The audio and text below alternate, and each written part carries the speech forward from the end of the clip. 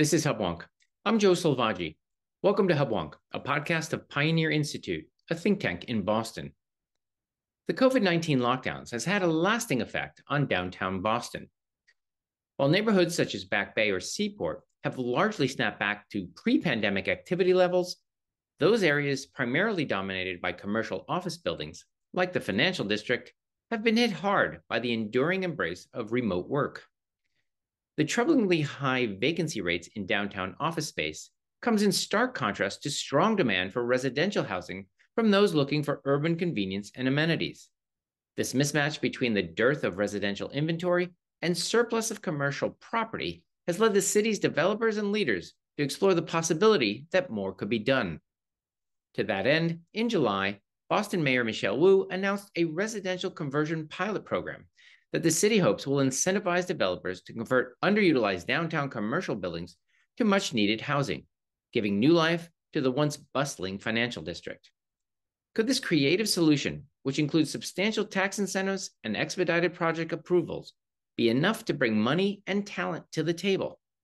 And what can such a program teach City Hall about proactively encouraging investment in new residential stock across the city? My guest today is Arthur Jemison, Chief of Planning at the Boston Planning and Development Agency. Mr. Jemison oversees the agency's planning, regulation of major development, and management of the agency's 20 million square feet of property in the city.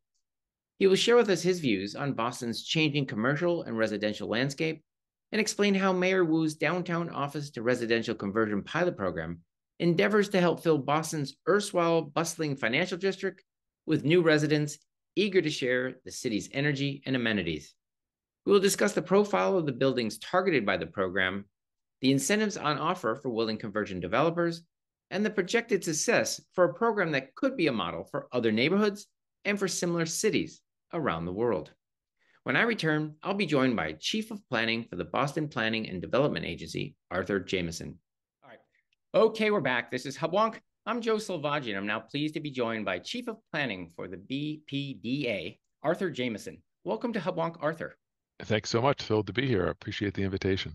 Well, I'm pleased to have you here. I'll say this. I'll confess at the start. I'm a 30-year resident of Boston, so it's a real thrill for me to talk with someone who is helping to plan to make the city even more vibrant and a livable city.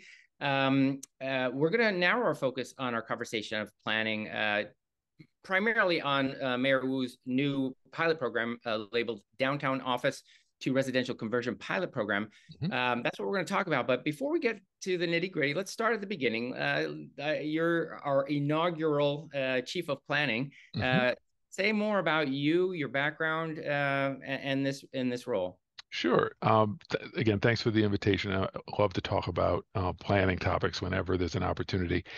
So I'm a 30-year veteran of planning and development work, sort of starting on the private side, and then spending a lot of my career in public work.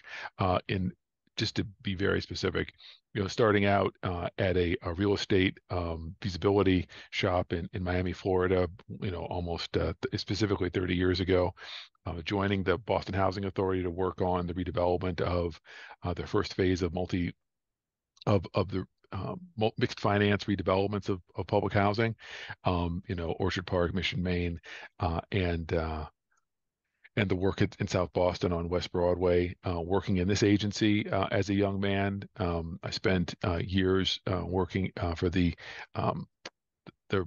District of Columbia Department of the Deputy Mayor's office, where we worked on baseball, the siting of this facility, the new National Stadium, and a series of other major planning work in the City Center USA, or City Center DC, I should say. And then back here in Boston, working at Massport in private industry, and then joined the Deval Patrick administration. Most recently, I spent about the last 10 years, about 7 of them, with Mayor Duggan of Detroit, part of the recovery from the bankruptcy, and then I spent 2 years in the Biden administration as the acting assistant secretary for planning, for community planning and development. After which I joined the Wu administration. Wonderful. That's quite a resume. You've seen. I'm trying to keep track. The cities I could count: Miami, DC, Detroit, And Boston. and Boston, of course, of That's course. it. So I'll tee this up, let you hit it out of the park. Compared with other cities, what do you see as some of Boston's strengths? Again, from a planning perspective, and what are some of its vulnerabilities? You mentioned some substantial cities. I mean, quite a range from Detroit to DC and Boston. Absolutely. So what's unique about Boston is we have, other communities have sort of meds and eds that they really rely on to sort of help strengthen the economic life of the city. But Boston's meds and eds, plus its sort of historic presence in, the fire sector, finance, insurance, real estate, is so strong and it's been going on so long and is led by some of the leading institutions, not just in the United States, but in the country, has been a key part of our competitive advantage. And I think when you saw significant investment in biotech in our community, maybe over the last 15, 20 years, you've really seen some of that growth really accelerate. Again, the competitive advantages, Boston is where some of the smartest and most experienced practitioners in those parts of the sort of science-based leadership are located. And so for that reason, people come here for that, not just the people who are here, but the sort of network of institutions and institutional relationships that make that that sort of produce those ideas. That's why they're here, and that's why we're the leader. Other cities have different advantages, but that's ours. I think if there's a thing that maybe a sort of sensitivity that we have. It's that we've had, again, the fire sector and sectors like it have been so strong here for so long that as office space and the way that it's used has become, more of a sort of a different kind of venture. The whole topic needs a little bit of a rethink. And I think we're beginning to do some of that with our pilot program. Sure. So you alluded to some vulnerabilities. Let's say if we are, you called the fire sector, which they may be a little more footloose or able to work remotely. I don't want to give away bury the lead here, but again, as a resident here, we all lived through COVID. Boston was a ghost town for a while, but we saw neighborhoods snap back. I live on Beacon Hill, Back Bay. Yep. Things thrive. South End, North End, boom, you can barely move. It's so busy. Of course, the exception there is downtown and the financial district. They're still, really hurting. Again, I don't want to answer the question for you, but why do you think they have not snapped back the way the rest of the city has? Well, it's a combination of things. I guess as you think about the experience you're describing, a lot of it comes from sort of programming of the first floor commercial density of density of population and office. And I think if you go to a place that's really again hard to walk around, you see a greater mix of residential and commercial uses. The financial district, with exception of a few hotels and other uses, really doesn't have quite that density of population. As you say, you walk around Back Bay, on one side of Boylston, you've got office, and then a couple blocks further, you're in Back Bay. Or if you're spending time in the seaport, again, there's a different mix of residential and commercial uses, and a lot of focus on programming that brings people together in those places. And I think the financial district hasn't had that exact experience, and so that's one of the reasons it's different. And so I think that's also one of the reasons why it's been a place we've focused our energy in thinking about, is it possible in a few places to create some new residential opportunities for people? It's one of the reasons we spent time and are spending time now thinking about it. Well, I'm glad you pointed that fact. That I think the magic of Boston is we do have offices and people living right, side by side, densely populated. I don't want to spend too much time on this idea, but of course, if we're going to talk about if we're going to gripe about Boston, we have to admit it's a very expensive place. There's just not enough housing, and we're all on top of each other. Here in Beacon Hill, there's no room to build, not in Back Bay, so we have to make the most of what we have. You're a planner. Again, this may be a difficult question to answer generally, but is finding new places for people to live in Boston a priority? Meaning, we're hemmed in. Where can we go? Is that what a planner for the city does? Oh, you're absolutely sending me off into a very interesting area, which I don't want to dwell in, but we are working very hard to um, create more as of right opportunity for the development of housing. I think I'm proud of the work of my colleague Sheila Dillon on the affordable housing production that she does. But we also believe that supply and creating more supply is going to be part of the solution to reducing prices or keeping prices more moderate. So in that way, the rezonings that we have done, undertaken in a few neighborhoods and are planning to sort of push even further in other neighborhoods of the city. We recently have spent time rezoning Charlestown, East Boston, Newmarket, Mattapan, a wide range of different neighborhoods. And as we go into the new year, we'll be doing a lot more of that. So to your point, there's lots of places where growth can happen. One of the issues we struggle with is that growth.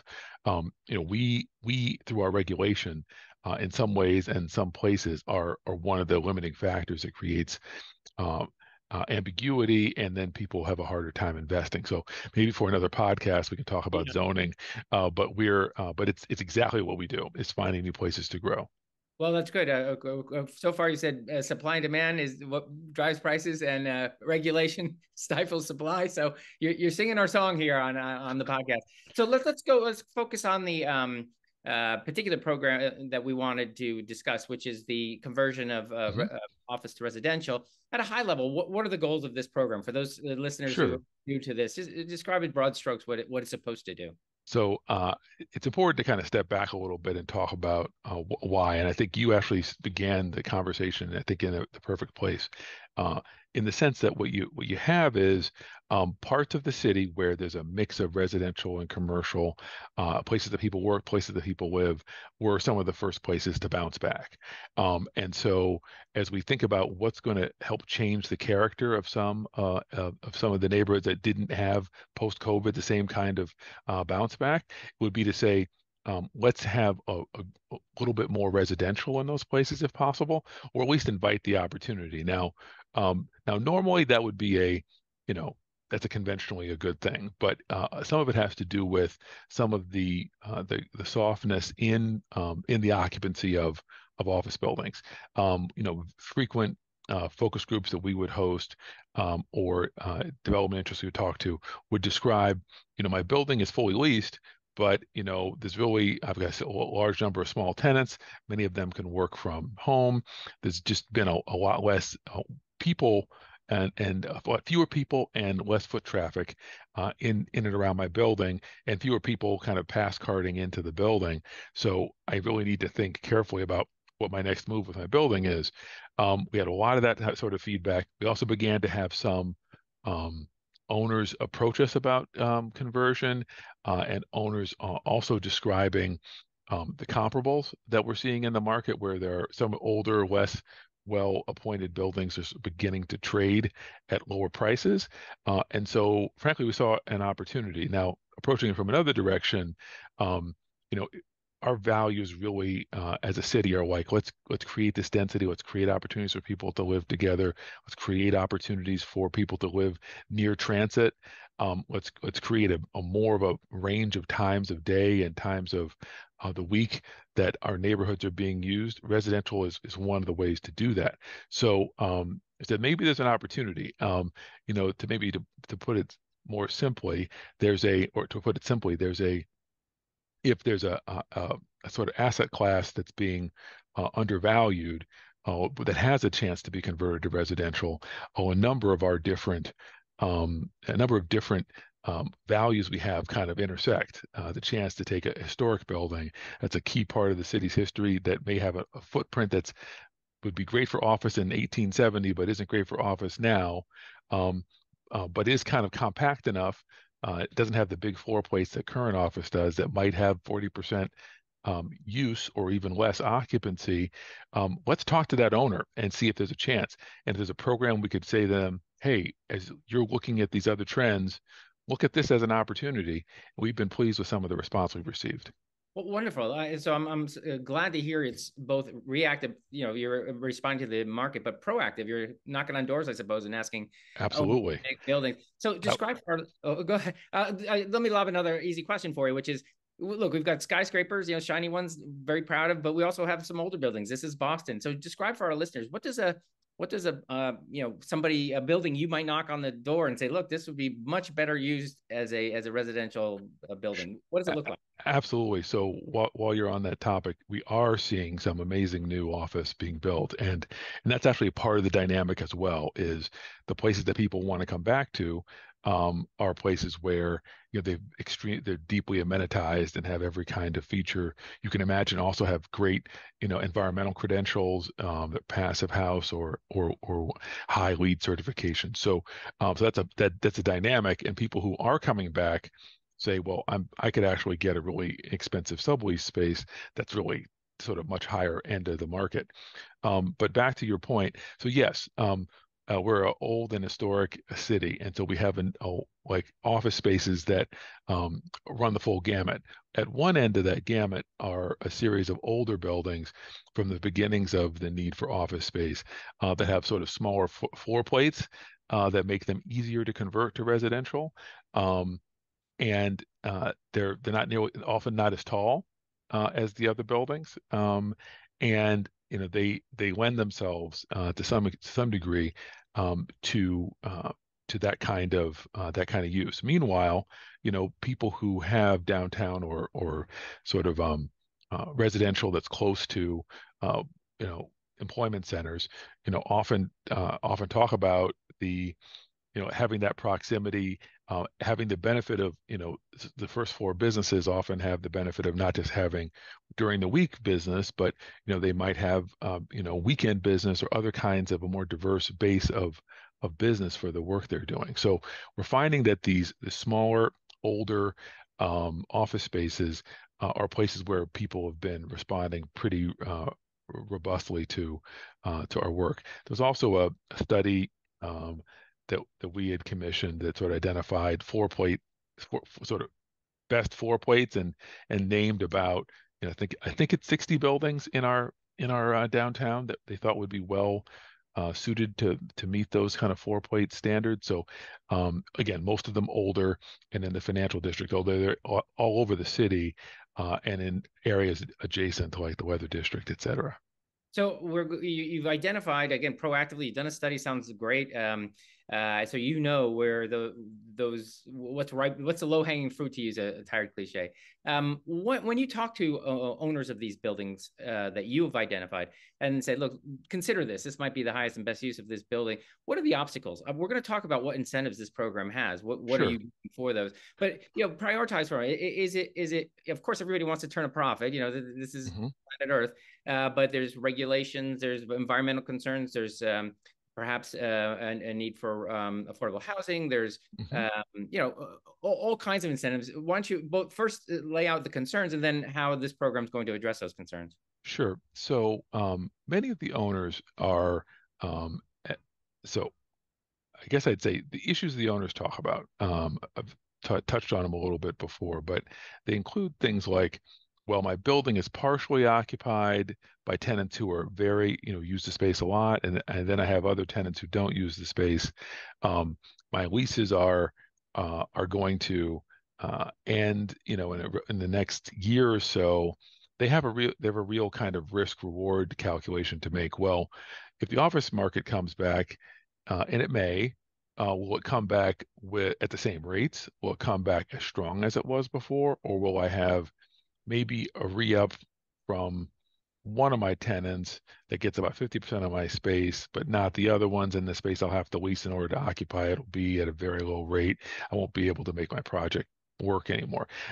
They're having those kinds of risk reward conversations, and increasingly because of the what's happening to sort of the comparable sales and comparable values, their banks are also, and lenders and equity participants are also saying, you know, they're all having to say, like, should we stick it out and try to re-lease up as an office, especially when there's brand new space coming on board, or should we think about doing something else? And so those are some of their issues. I'd also say many of them have been, say, operating an office building for a long time, and or the building's been in office for 100 years, 50 years.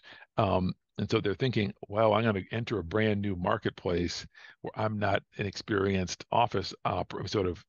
residential operator, I should say. Do I really want to convert to a brand new use? It will be expensive and potentially time consuming, and maybe there'll be permitting risks, et cetera. And I've got this kind of unique situation. So we get a lot of that, and we've had a lot of that experience.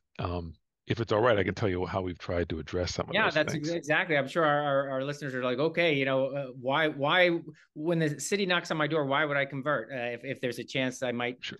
not have to change our darn thing. Sure. So it might be easiest. I'm sort of tempted to listen. The ability to save money is obviously a very significant, and an abatement of 75% of your taxes for 29 years is a very significant investment. I also want to say, like for the city, this city, I've worked here before in a time with the assessor and the CFO. The city was in the late stages of what was honestly a recovery from a very different kind of situation. And now the city's in a much, much stronger position. But, this is really an unprecedented action for us to offer these kinds of abatements. Not since maybe the 50s and 60s has there been anything that's quite like it, what we're proposing here. And so in that vein, I would say that they're attracted by the abatement. But the thing about the abatement that's probably one of the reasons why it's appealing has to do with the fact that there are other ways to subsidize an activity you want. A lot of them have really high transaction costs where you need a lawyer, I need a lawyer, you need a lawyer, we need a sort of a bank style underwriting.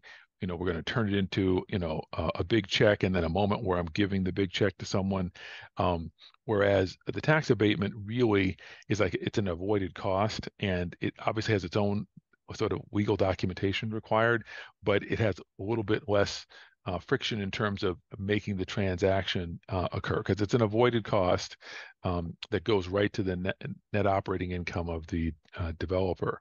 So it's easier for them to work with. And I wanted to use that as a point of entry because when we've talked to developers, other things they said have been important were, we highlighted this as an organizational priority. We hired a talented person to help us work on it and provide the kind of SWAT team response that many of those owners have really needed.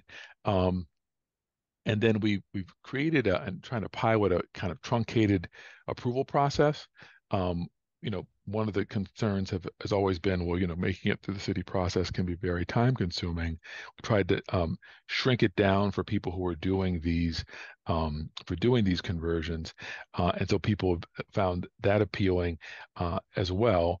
And we've also sort of baked into the role that our new team leader for this plays a little bit of an ombudsman role where after you get an approval, they're also going to work with the owners to help them close the gaps on all the other kinds of permits and approvals required to do the project. We recently piloted a new ombudsman position for sort of regular projects, which have already been finding to be valuable. So putting a little bit of that scope into the work has been helpful. So basically, it's the money, but people are attracted by the resources, but we think they're going to stay for the individualized attention we're able to give these transactions.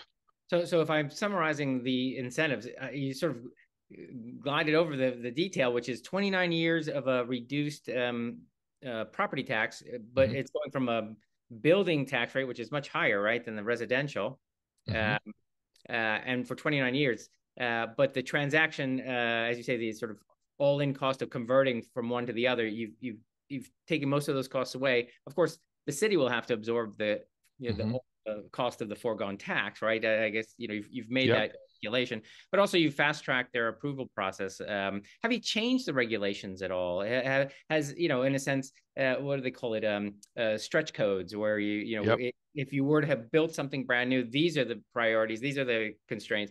But if you're doing a conversion, it's not as severe. Describe for our listeners. Sure. What does that look like?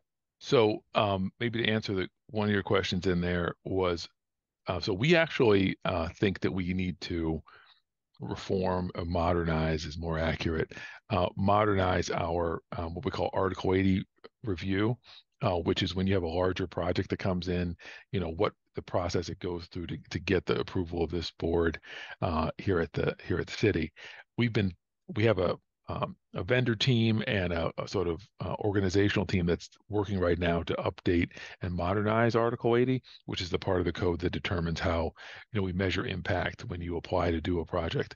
Um, so the good news is that this pilot is allowing us to sort of try out a few things, but we actually have a reform and modernization plan ongoing for the overall process right now that is that's expected to sort of reach a key milestone in the second quarter of this year and hopefully be wrapped up by the summer, because it's important that we actually sort of fix the underlying and modernize the underlying approval system.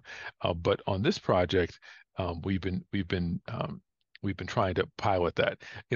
One of the challenges is, there's a process of filing documentation about your project, and identifying what it will look like, what impacts it will have, what mitigation needs to be proposed to mitigate those impacts. That can be very complicated, and can slow down some things we want. So we've been working to reform that. And I think the sort of piloting we're doing with the office to residential is going to be a sort of a way we test some of our ideas. Wow, more music for our ears here on the podcast, modernizing City Hall and the approval process. So, good for you. This sounds very very good.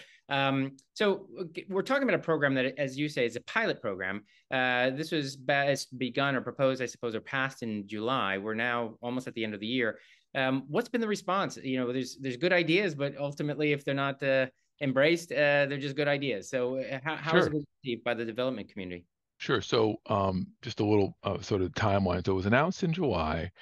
We then had about 3 months to finalize uh, to finalize our sort of program design. And so, in October, we posted the applications and began to invite applicants.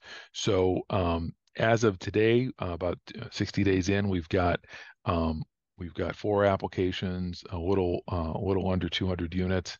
Um, our goal for this initial round was in the around 300 units. So we may do better than that, but we've got 4 applicants. We've got 10 or more people engaged with us and considering making applications. And I can name a few hundred other units out there that are being debated and discussed among those 10 applications. So I think we're feeling good about the number. If we have a couple more of the applicants we're expecting, we will probably exceed the 300 units the mayor identified as a goal. Again, we began to see in November some of when we were doing our focus groups with development interests, they would talk about how when there begin to be smaller office buildings that are sold at a specific price point, that's when you'll start to see people really take a look at the program. And so between the developer conversations and the banks who have also been great and engaged with us as well, who are also saying to themselves, well, some of my value is beginning to go away if these valuations stay what they are. They're beginning to engage with us as well. So I think we're feeling okay about it. We'd like to. I'm expecting that we're going to get more, but I think we're right where I was hoping we'd be about 60 days in. I think it would be a sign of something. It's a good sign that we've got the level of application and the level of the other 10 um, strong leads we have out there make me feel good about early next year and the kinds of projects that will be able to go forward. So what you're saying, those early implementers on the bleeding edge, perhaps they're visionaries and they anticipate the future, but ultimately it may be financial incentives by the bank saying, if we don't convert, its value as a office building will be substantially diminished. And if we, before the knife falls, we want to, That's change. Yes, that's exactly right. Right, we want to change. Okay. You kind of answered already we're getting close to the end of our time together, but you kind of already answered this question. But I want to say if you know COVID and the post COVID move away, at least for offices from downtown. We don't want to see a rotten downtown or urban blight or any of these Mhm. terrible things that we've seen happen in other cities. So it's been a call to action to develop these programs to incentivize people to bring the vibrant residential community downtown. What insight from this program is going to bleed on into the rest of the city? You mentioned a whole bunch of other places. I mean, we focused on downtown, but you mentioned a whole bunch Mhm. of other parts of the city that could really use an infusion of imagination and encouragement to become, the next seaport or whatever. Mhm. What other programs within Boston are being explored to really revitalize some of these more marginalized communities? So, I guess I'd say a couple of things. So I think that the mayor made mention at a recent speech in October that she was considering other forms of providing resources to support other kinds of housing production that weren't just office to residential. So I think that's one way in which some of the thinking and things we've learned here has been important. Um, the value of we have an existing sort of development review team that does a great job, in my opinion, at least, managing a huge pipeline of proposed development. You know, giving sort of supporting that staff further with more people who can basically help them carry development interest from the time they're approved here all the way into construction has been a real value. And again, sort of the truncated and clearer process sort of regulatory review process is something I think we're also saying that we can bring things we're learning from that over into our regular modernization. But maybe if I'm talking more holistically about downtown as opposed to sort of my sort of narrow business side here would be to say the programming of the space in terms of like events, things that make the neighborhood exciting multiple times a year, multiple times a day, multiple times a week is really essential to creating the energy in the city that we want to see. And places that have done it, you see some of that in Seaport right now. The places that have done it well and invested in it are really seeing the dividend. So I think if there's a thing that's not necessarily like a conversion activity, it would be like more programming is going to be essential. So I hope we've piqued the interest of our listeners. Either they're developers or potential residents of these buildings that have been converted, Yeah. or perhaps just people like me who just want to see more people on the street because we know that's what makes our city great, makes it safe, makes it interesting. So where can our listeners learn more about your office, your program, this particular program, and just sort of where what Boston sees as its goals for the future? Sure. So we have a downtown plan so we had a downtown kind of action plan that's about a year old that contains focus on look at this. And we also just passed at the BPDA board last week a downtown plan. Both these things are on our website, as well as the information about office to residential conversion. So I think most of the stuff's there. Um, and I think people should come to our website and see some of the exciting stuff we're into.